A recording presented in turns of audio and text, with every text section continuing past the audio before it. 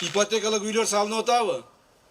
Ошол ипотекалык үйлөр салынып атканын бардыгы бир сомуна чейин жанагы бандиттерден, коррупционерлерден топтолгон акчаларга салып атабыз.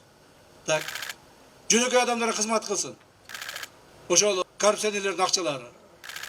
Өздөрү ичип жеп, тойгонуна ас келгенсип, тууган уругун мамлекетти тоной башташкан.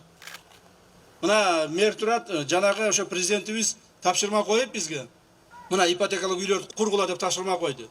Мен жаңы келип ушул жерге, анан мэрди чакырып айттым, ай, президентибиз ушундай тапшырма коюп атат. Бизге жер бөлүп бергиле, биз үй куруп берейли элдерге. Акчасын болсо таап келебиз өзүбүз. Десем, жер жок дейт. Кандай жер жок? Жер жок дейт. Шаарда вообще 1 сотук жерибиз жок дейт. Сизге дейт 10 сотук жер бөлүп бере албайм дейт. А кантип курабыз? Мен билбейм дейт. Мен билбейм. Анан биз изилдей баштадык. Кандай бул? Шаарда, ушундай чоң шаарда мамлекетке жер табылбайт.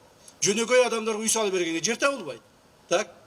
Изилдей баштасак, жерлердин бардыгын жанагы башында мен айткан кыйындардын баары элеп алыптыр. Бир адамга 4 сотук жер жок, а бир башына 4 гектардан жерди элеп алыштыр.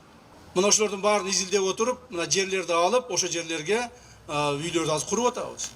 Башында ошо жерлерди алып атканда баары ойлошуптур, бул Ташиев өзүнө жерлердин баарын тартып алып атат депчи.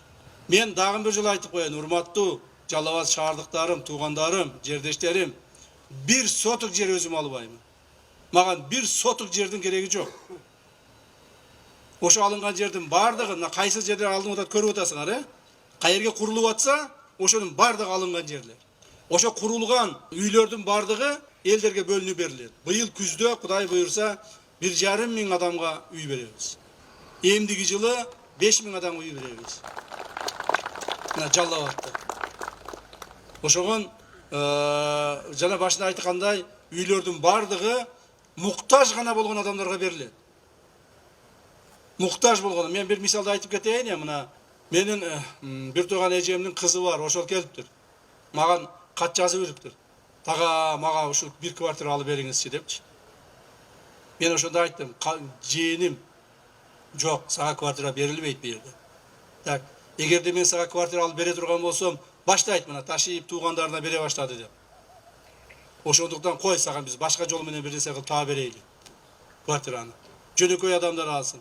Биздин атыбыз чыкпасын деп. Ушинтип мен өзүм үлгү кылып көрсөтөйүн деп атам.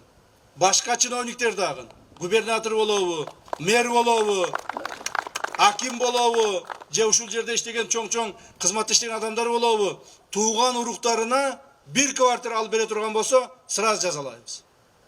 Аны ошол жөнөкөй адамдарга ушул квартира түшүшүн биздин улуттук коопсуздук мамлекеттик комитети ар бир адамды текшерип атат, списоктон өткүзүп. Бул алган укугу барбы, алган укугу жокпу? Мунун башка үйү болгонбу, болгон эмеспи деп. Ошондуктан урматтуу туугандар, урматтуу эл журт, мамлекетибизде кайсыл жерде болсо деле ошондой, бирок бизде айрыкча кыргыздарда, кыргыз мамлекетинде, кыргыз элинде акыйкаттуулук болбосо болбойт.